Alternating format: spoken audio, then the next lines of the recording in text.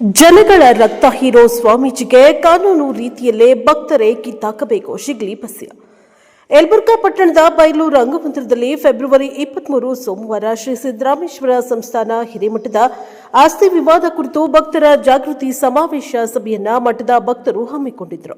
ಈ ಸಂದರ್ಭದಲ್ಲಿ ಗದಗ ಜಿಲ್ಲೆ ಲಕ್ಷ್ಮೇಶ್ವರ ತಾಲೂಕಿನ ಶಿಗ್ಲಿ ಗ್ರಾಮದ ಶಿಗ್ಲಿ ಬಸ್ಯ ಎಂದೇ ಹೆಸರಾದ ಇವರು ಅನಿರೀಕ್ಷಿತ ಯಲಬುರ್ಗಾಕ್ಕೆ ಬಂದಾಗ ಸಭೆ ಸೇರಿದ ಜನ ನೋಡಿ ಸಭೆಯಲ್ಲಿ ಭಾಗವಹಿಸಿದ್ರು.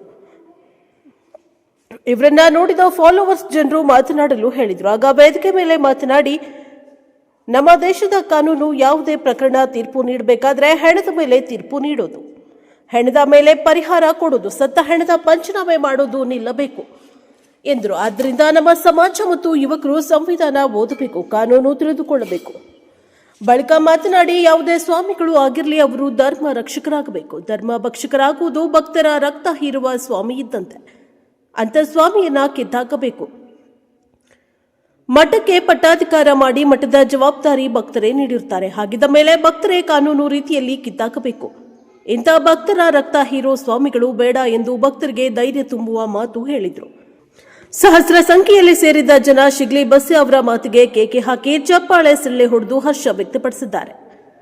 ಶಿಗ್ಲಿ ಬಸ್ಯ ಎಂದೇ ಹೆಸರಾದ ಇವರು ಹೇಳಿದ್ದು ಹೀಗೆ, 9ನೇ ತರಗತಿ ಓದಿದ ನಾನು ಯಾವುದೇ ವಕಾಲತ್ತು ಲೈಸೆನ್ಸ್ ಪಡೆದಿಲ್ಲ.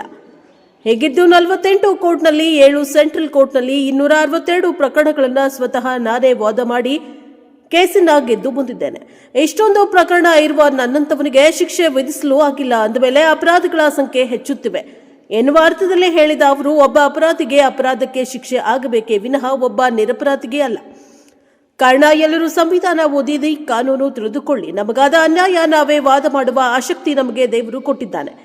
ಕಾನೂನು ತಿಳಿದುಕೊಳ್ಳಬೇಕು ಎಂದು ಖಡಕ್ ಮಾತಿನಲ್ಲಿ ಕಾನೂನಿನ ಬಗ್ಗೆ ಅರಿವನ್ನ ಮೂಡಿಸಿದ್ದಾರೆ. ಬ್ಯೂರೋ ರಿಪೋರ್ಟ್ ಸಿಯಾದಿ, ಪ್ರಜಾಭವನ್ ಟಿವಿ, ಯಲಬುರ್ಗಾ. 75 ವಯಸ್ಸಾಗಿನವರೆಗೆ ಆ ಮಠದಲ್ಲಿ ಶ್ರೀ ಸಿದ್ದರಾಮೇಶ್ವರನ ಭಜನಾ ಮಂಡಳಿಗಳ ನೇತೃತ್ವವನ್ನು ವಹಿಸಿಕೊಂಡು ಎಲ್ಲ ಭಕ್ತರಿಗೆ ಆ ಒಂದು ಇಂಪಾದ ಭಜನೆಯ ಒಂದು ಸಂಗೀತವನ್ನ ತಂದುಕೊಟ್ಟವರು.